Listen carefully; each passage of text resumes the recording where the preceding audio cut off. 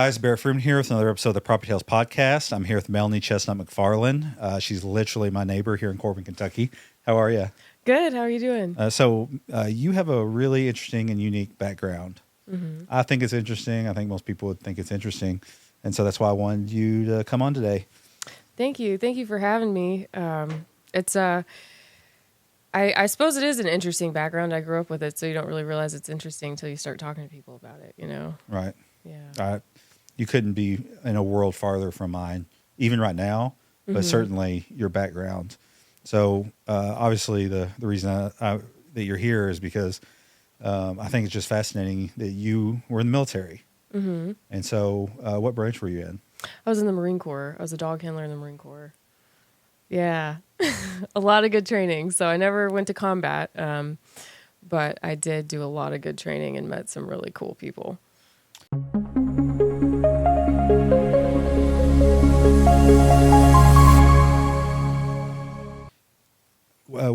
What's required to be a dog handler for the Marines? So when I initially went in, I researched for 6 months, like which MOS would get a female into combat. And when I initially went in, it was that you had to go military police first. And then if you did well in military police school, you would get pipelined over to K-9. However, when I get there and, mind you, I'm class leader at this point, like I'm top of the class, right? Because I want this position. And then our instructor says, well, they've cut out pipelines. So like, you're just going to have to cross your fingers when you get to your unit. And that kind of crushed my world because I had based all of my planning around getting it out there. So then I got to my unit in Okinawa, Japan, which was just an amazing place to be. And about a month in, they had a board. So I got on that board and with 4 other guys and ended up winning that one. And so I did get K-9. And then the rest kind of went from there. Why did you want to be a dog handler? So for me, I grew up in martial arts, a true Eastern style of martial arts. So I'm 5th generation from a man that came over from South Korea. So this is like, it's an art form that is designed to create leaders within communities, people that really are called to serve in their community and have positions of leadership. And so the whole philosophy there is that a true warrior tries himself in combat. That's the ultimate test. And for me, that is the nerdiness coming out transparently here. That was my whole mission, if you will, is to go try myself in combat. And also a huge factor was that my uncle retired a 2-star general out of the Army, and he was at the Pentagon on 9/11 when the blast hit. So he was actually headed to a meeting and realized he didn't have the folder he needed for that meeting, so he turned around to go get it. Blast hits, knocks into his face. I mean, we're all like sitting there in front of the TV, you know, and... Did you know your uncle was in the Pentagon that day or that worked there? Yes. Yeah, we knew he was there and we knew like what wing he was at. And like, I mean, it was pretty intense. And obviously for, you know, security reasons, they couldn't call and be like, hey, we're good, you know? So we had to wait hours just to figure out if he was alive or not. And my grandmother was like, he did not survive 2 tours of Vietnam to come back home and get killed in his own country, you know, and his own workplace. Yeah, exactly. And so that really resonated deeply with me to have, you know, my own family member in their country, you know, get attacked. And so I felt that it was also a responsibility to serve in that environment. So why did you not do Air Force then? Or I guess the Marines is in the Air Force. I'm showing my ignorance now. No, it's okay. It's okay. There's a lot to it. So the Air Force is truly a really good branch that I back. They invest in their airmen. So it's more, if you're wanting to be a lifer, I suggest going in the Air Force because they're going to invest more in you. It's going to be a more comfortable lifestyle. However, the Marines are designed to go in and just get things done. In and out kind of people, and we're definitely a little bit more disposable.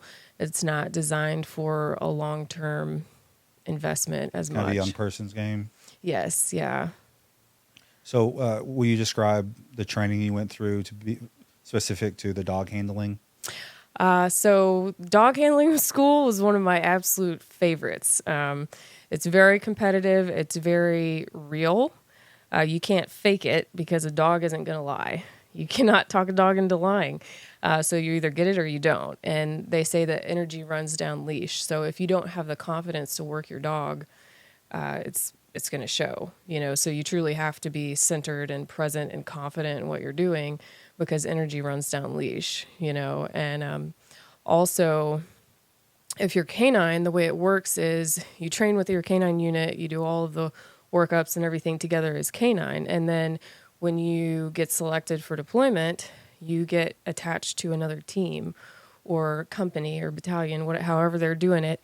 And so you go over there and you don't know who you're working with, right? You maybe do a workup for a couple months, couple weeks, whatever it is, but you've never trained with these guys before. They're not your team. And now you're in front. K-9 leads the way is one of the slogans.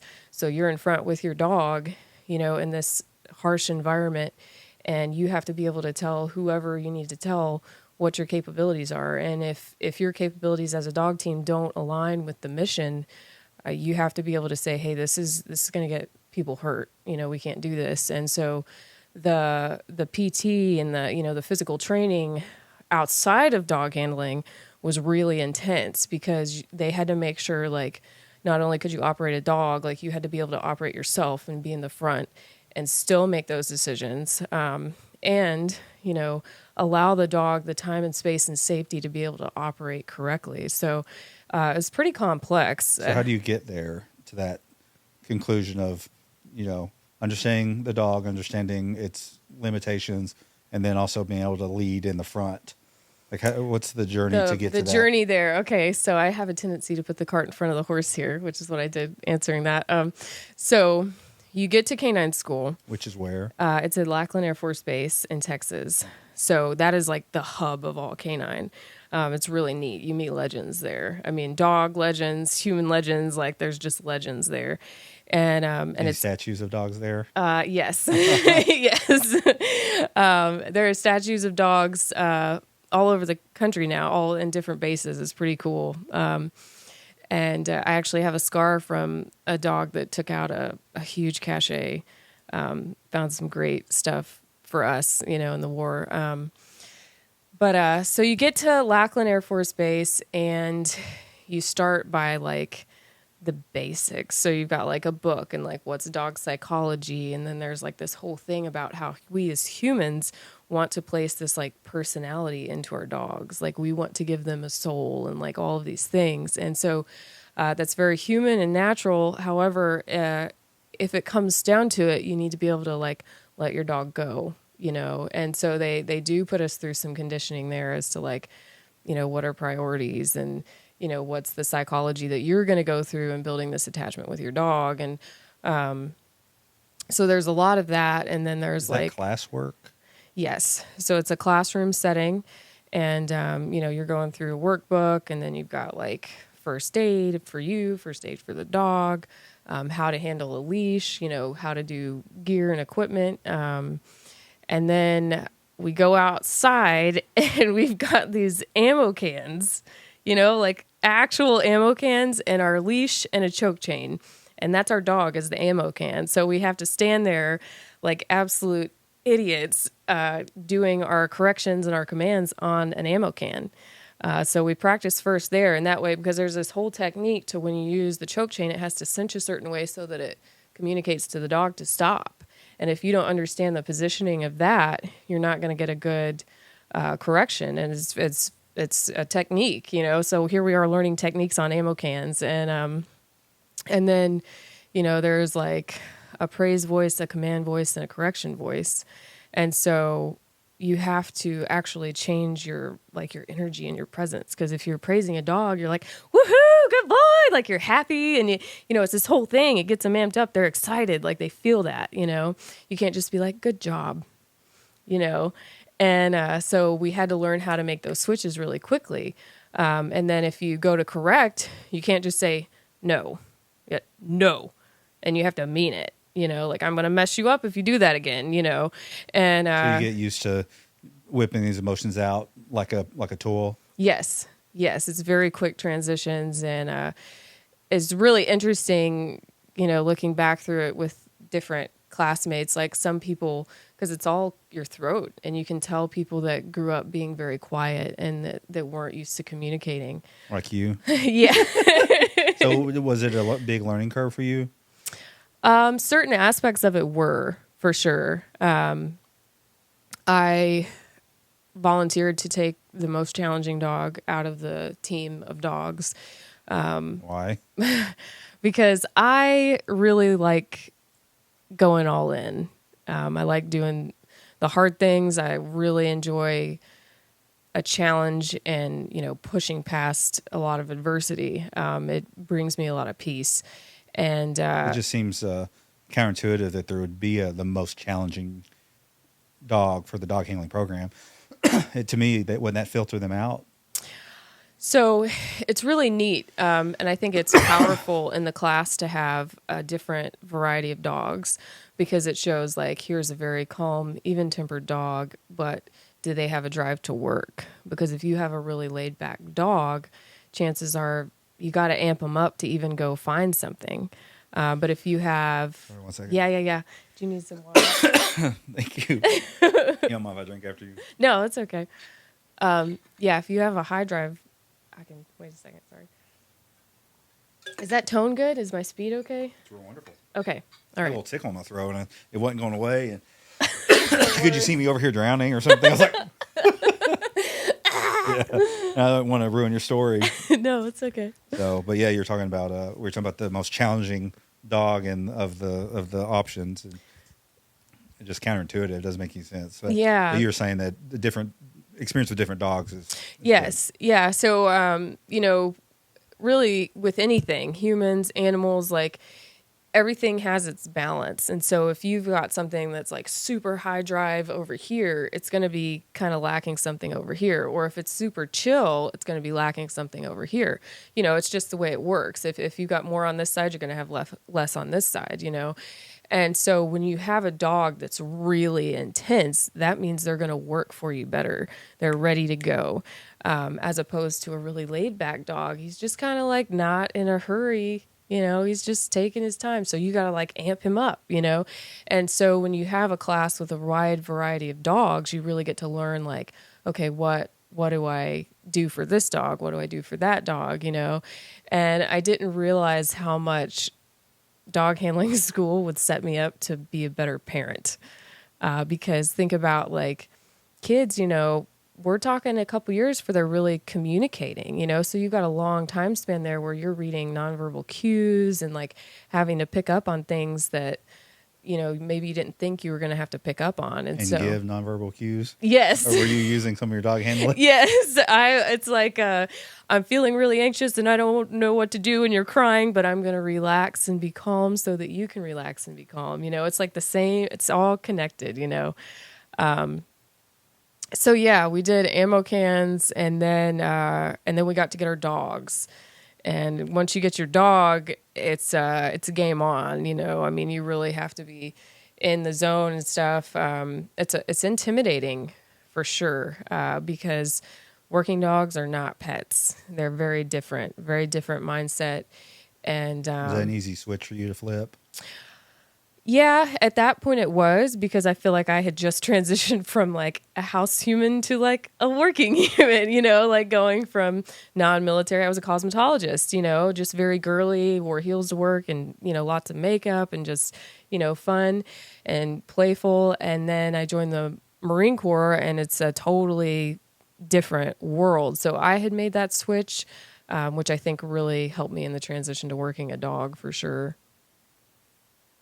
So this was another place of ignorance, but I pictured that, day one you're paired with the same dog, and that same dog you take all the way through training. Mm-hmm. Is that how it is, or you're literally using every dog? So the way it works is there's two blocks, block 1 and block 2. And block 1, you have one dog, and then you have the option to switch for block 2. You have the team of dogs, and you can only rotate within those dogs, but you can rotate. However, my dog was very challenging, and I was determined to, learn how to work with him. And so I asked my instructor if I could keep him, and they said yes. This dog was, his name was Iker, and he would like come up and bite me, and I remember the first time he did, we're standing out there, we've got our like leash wrapped around your hand, and then you're holding the leash and you're like, really nervous, and we're all standing there 10 feet apart with our dogs, in our proper position, and just super new boots, like no clue what's going on pretty much. And my dog just like picks up on this reflector. This blue reflector was on the asphalt, and he's just like staring at it, and like his ears lock in, and I'm like, this doesn't seem right, And I was like, hey, Iker, and I kind of jerk him, and he looks back at me, and he's like really irritated at me. I'm like, bro, leave that alone. And he just turns around and latches onto my arm, and I was like, oh boy, Like full strength, or like... Yeah, he's on there, and thankfully it wasn't just like the front canines, or that would have really drawn some blood. He had a full bite, so it was okay, uncomfortable. Break the skin? A little bit, yeah. And my instructor came up, and he grabs him by the choke chain, and you get it right up here behind the ears, and you choke them out. So essentially you're cutting off all the air so that they have to breathe, so they release. And that's how he got the dog off my arm. And I watched his tongue turn blue. And this is like day one. And I was like, okay. So getting real really fast. Yes. Because of, the way the parameters are at K-9 school, there are certain things like you can't, I can only do certain corrections to my dog, whereas my instructor can choke him out and do all these things. Like I have a certain thing I can do. And so the ways that you correct that behavior were not allowed in K-9 school. So every time he would bite me, it was like, all right, here we go, because I'm not trying to get kicked out. So I have to follow the parameters here. So it was like really interesting trying to learn the psychology and work with him through that. So how long is dog handling school? So it is 3 months. It's really not that long. It was hot. It was hot. We did a lot of like bite suit work. So you got the full suit on and you're running through a field, and, we're learned very quickly how to use a thermometer, you're sticking that, in their rectum, like, and it's constant because until you learn your dog's behavior, you have to monitor their temperature. And so we learned that right away, and then how to do water and how to keep them separated. And it was a whole thing. It was a really good time though. When you graduated, did you go right into a dog handling position? So yes, I graduated Lackland Air Force Base MWD school, and flew back to Okinawa, and I got a drug dog initially, and I was just not okay with that because the job of a drug dog in country as opposed to a bomb dog, an explosive detection dog, is totally different. If you're looking for drugs, like it's drugs, like nobody's blowing up. Where were you looking for drugs? So drugs would be like opium's big, you got the poppy fields and things like that. So where would you search? Like were you at the airport? Yeah, it can be anywhere. Vehicles, airport buildings, in country it would be in people's homes, vehicles, personnel. Were you ever having to go through the base looking for drugs? So I actually protested getting the drug dog. And I went to my corporal and I was like, this isn't going to work for me. Like I came here to work, a specific dog, and like, what do I need to do to get this, And he's like, well, you're going to have to prove that you can hold that position. And so, PT was pretty intense. Physical training was intense over there. It was awesome, but it was intense. And so, I got my run time down to 3 miles and 20 minutes flat. I'm doing things competitively, with my male peers to earn, the explosive detection dog. So I did end up getting a dog, Denny. Buckethead was his nickname. And I remember when he's like, hey, here's your dog. And I went down to the kennels, and each dog has like a tattoo in the inside of their ear, because that's just how you keep up with them. It's a letter and then 3 numbers. And so his was November 666. And I was like, I'm not sure this is a good sign, guys. Like, I don't know how I feel about this. But he'd already done a deployment. And he had a whole background there. And when I went to Yuma with Denny, again, the level of people that are in K-9 is just, it's next to none. I mean, they're just really solid people. And most of them are men, just really good men. And so when I got to Yuma, Arizona for pre-deployment, I was having some issues with him. There was some aids that he was missing, you know, and that's just not okay. You don't want your dog missing bombs. And I had this amazing instructor, and he's like, hey, you have a 50% sniffer. And I'm like, what? He's like, it means that he's only picking up scent 50% of the time because of the way he breathes. So you have to search your area twice. And so, you know, wow, that changes things, you know, because you go in and you have to map it out in your head. Where is my dog going to search? Well, he never searches. He will search the way you want, but a lot of times a scent or something is going to throw him off. So then you have to take note, okay, he didn't go over there. He went straight over here. Why is he pulling over here? But we still have to hit all these things. And so there's a lot you're taking notes of. And when the dog's a 50% stiffer, it's like, okay, we got to make sure we hit everything twice now, you know? So there was a lot that goes into that, but he was an intense dog when it came to getting him adopted out. I'm very grateful that the handler who came after me was a single male and just took him home, you know, because at that point I had kids and he wouldn't have done well around kids. So where did you deploy with Buckethead? So old Buckethead and I, we actually never went to combat. So I went to a pre-deployment course in Yuma, Arizona. I passed pre-deployment. I sat down with my family at dinner. I'm like, hey, you know, here's our deployment date, and like took care of all that stuff. And then our kennel master was like, hey, they have cut the dog team numbers from 46 to 4. And so I didn't make that cut. And I was devastated, actually. Do you know where you were supposed to go? Afghanistan. And looking for bombs? Mm-hmm. Yeah.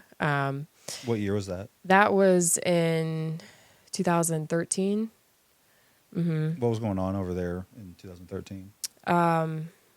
So it was really interesting. The IEDs that they were using, they had, which is improvised explosive devices. So these are things that they're making, you know, in their huts and their, you know, wherever they make them at. And they're very camouflaged with the environment.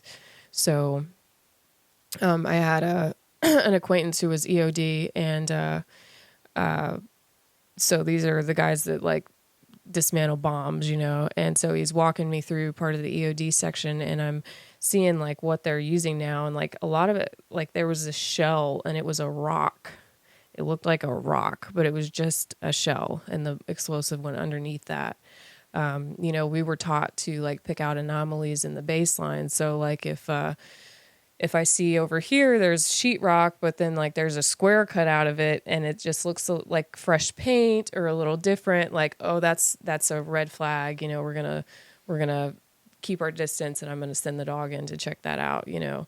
So let's say you saw that. What do you do in that situation? Like, what's your duty? So for that, you would have, depending on if you're being quiet or speaking, you know, if you got calm, whatever, you're going to let your team know, like, hey, we've got something up here. And then whatever your SOP, your standard operating procedure is from there, that's what you're going to do. You know, if you've got an EOD guy, then, you know, you're going to do that. Or do we even need to go this way? Or are we just going to discover a new route? You know, so there, it's all like what pertains to the mission, you know. So it's just pivoting, you know, what pivots can we make to keep everyone safe but still remain in mission alignment. What did your exit from the military look like?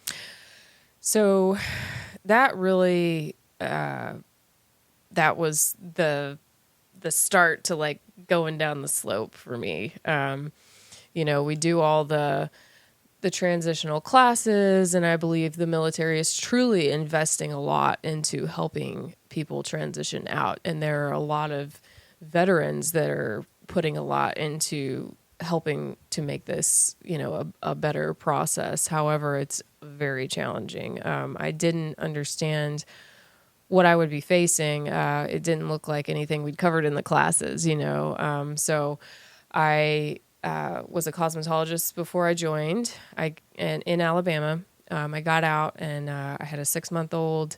Was a bonus mom, married, but moved to Kentucky, and I didn't know anyone here. Husband took you to Kentucky? Yes, yeah. So I went to high school with your ex-husband now, but yeah, and he's a really great guy, you know.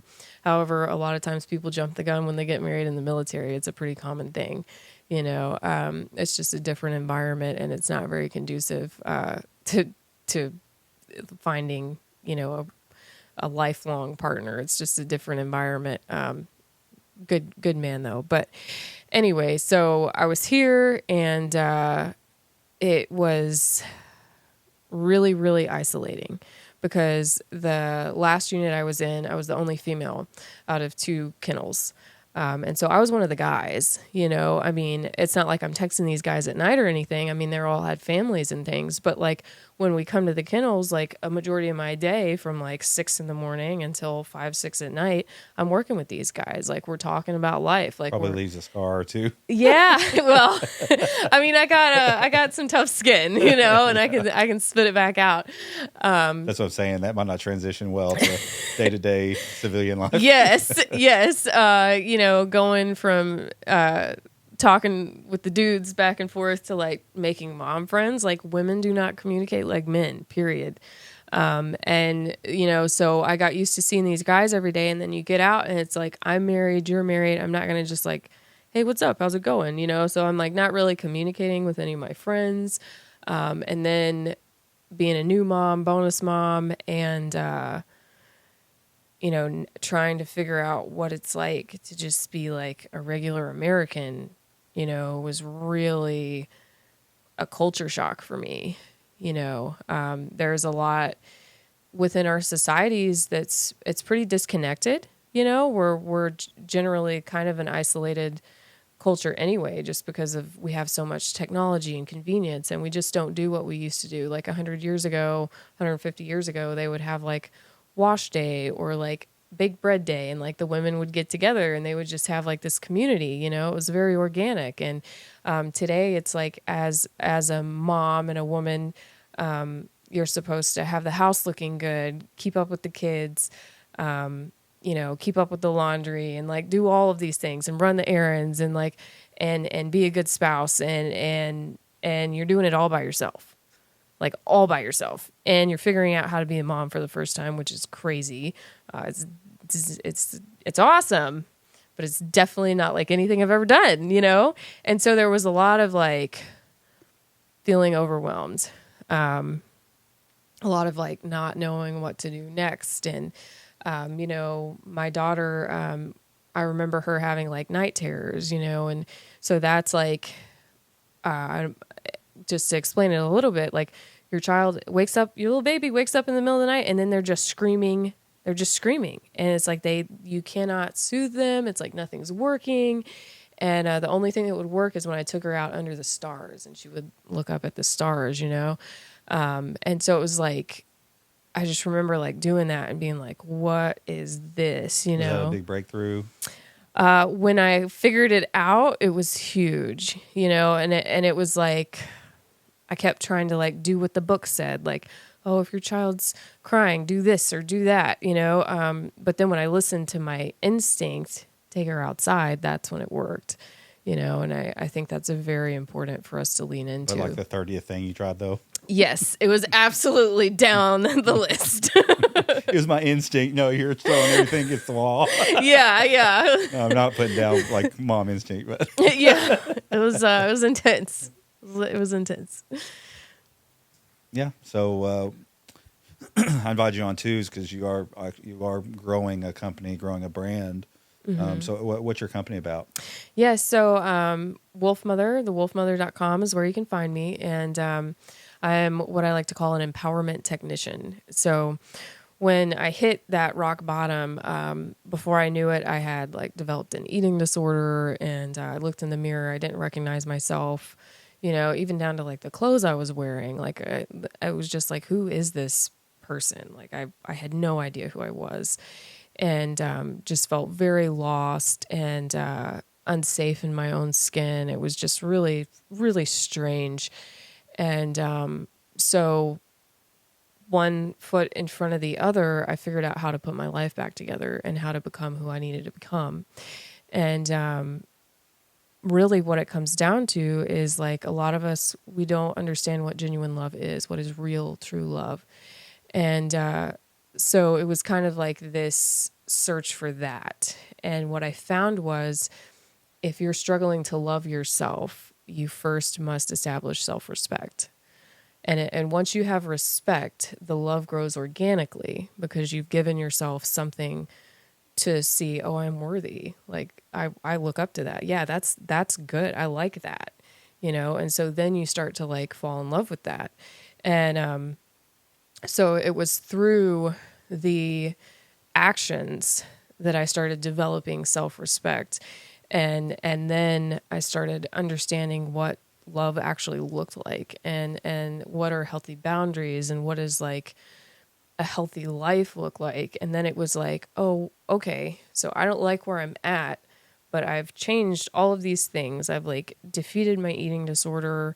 I like how I'm showing up for myself, which means I'm like becoming a better mom because I'm more patient and kind with my kids because I'm more patient and kind with myself.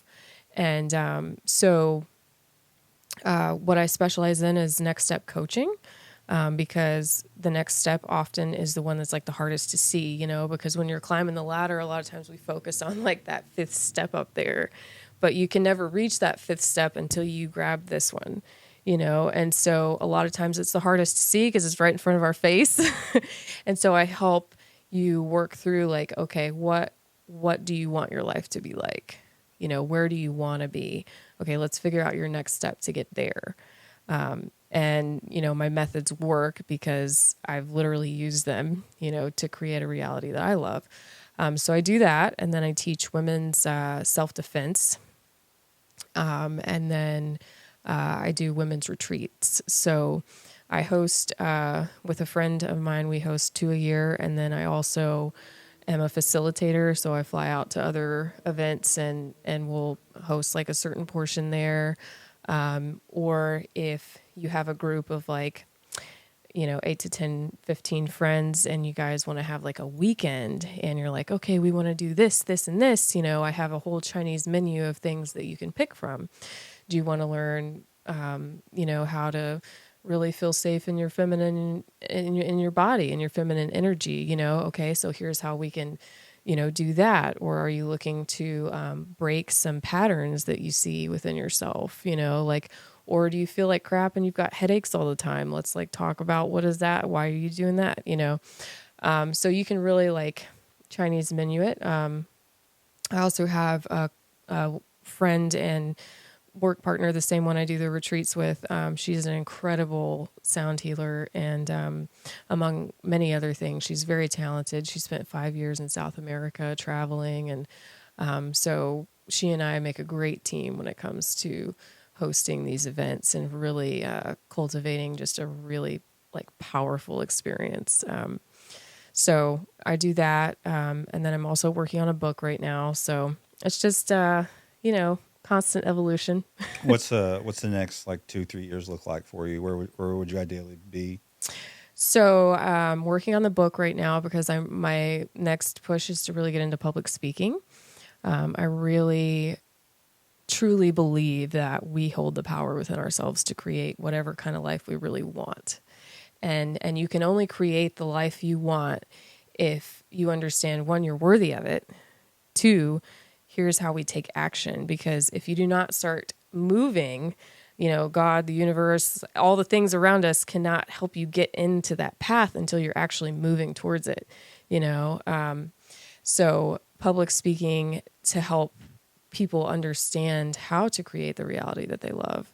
I believe we just think like, oh, this is it. Like I feel like we get stuck in these ruts and it's almost like we just counting down the days. It's like we're living till Friday and then we're living till the next month. And then, and then we just stay stuck here. Is that really how you want to live your life? Like, does that make you happy? Is that like what you're passionate about, you know? And I think a lot of times, like, we're so scared to pursue our passions because it scares us.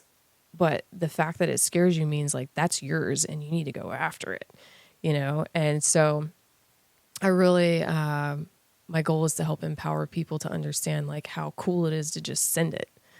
You know, just send it, you know? I mean, I was a cosmetologist. I graduated there with 5 job offers, one of which was in LA. I mean, I was going to be working under a guy who did behind the scenes makeup and hair for movies, you know? I turned him down because Hollywood's not my scene.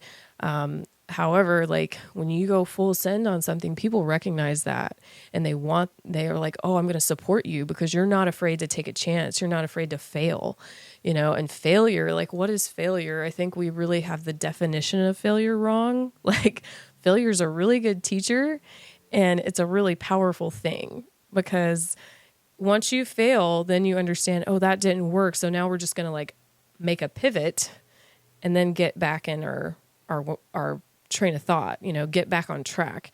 And, you know, what is it like back when I did entrepreneur class, it was 1 in 10 businesses make it, you know? So it's like, if that is the statistic, why are we so hard on ourselves? I'm just going to come up with 10 business plans. Yeah. Want to work. Yeah. You know, like why not? And then there's a lot of fun and freedom in that, you know, when you, when you learn how to fall and fail and you just learn how to laugh at it, like, that's awesome. You know, there's a saying in martial arts, fall down 7 times, stand up 8.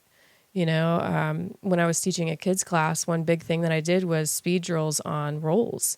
And the kids would be so afraid to roll because it's a controlled fall. And they would just like overthink it. And so if you give them the time to just overthink it, they'll be there all night. But when you say, no, we're going to go as many as you can. I don't care how messy they are, just do them. And these kids' roles would advance so much in one class just from speed falling. And so I like to apply that to my life. Like, I'm going to try this. It doesn't work. That's okay. Make a little change, keep going. Yeah. Yeah. There's a lot of fun in it. I mean, life's really a game. I think we take it far too seriously. I've started several companies. I've had companies fail. I just don't let it bother me. The ones that fail are painful because you're doing everything you can to pull it out of the fire, make it work. But I think we've had to shutter 2 companies in the last 4 years that just weren't working, losing money, couldn't figure it out. Mm-hmm. But we've got 5 that work, and yeah, I'm glad that I think that separates a lot of people, though. What you're talking about, the people that aren't afraid to fail, aren't afraid to keep trying, and because eventually something's going to work. Because every time you fail, you've learned a lot of lessons, like you said, and you just apply those moving forward and just do it better next time. Mm-hmm. So that's the way I live my life too. Yeah, I think it's very powerful. And I mean, you really have to keep your ego in check because it's a lot to admit, like, oh, it's time to cut the cord on this.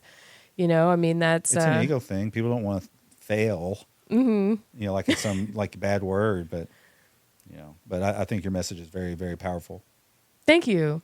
Thank you. You articulated something I've never articulated. So I just do it naturally, luckily, but I've never thought it. I've never put it to words. Mm-hmm. It's good. Thank you. Yeah, it's really cool. Like the more I lean into this and focus my energy on it, the more it's like I'm making really cool connections. And also, there's a lot of people out there that just aren't serious people. Mm-hmm. So you're a serious person. So when people see a serious person, you seek those people out. Like, mm-hmm. This person's working hard. They are, they've got integrity. When they say they're going to do something, they do it. They're not afraid to fail, but they're going to keep working hard even if they fail. There are not a lot of people out there like that. So that's why you're getting responses, because, when you do see somebody serious, you want to bring them into your orbit. Yeah, it's amazing. Like when you all sponsored the women's self-defense seminar for me, that first one, there was one person showed up, you know what I mean? And so that was like, okay, like that's awesome. I got that out of the way. Since then, one of my more recent ones, I had 15 show up. That's incredible. I just got off the phone with a guy out on the West Coast, and he's looking at me for the lead facilitator for his women's events. Cool.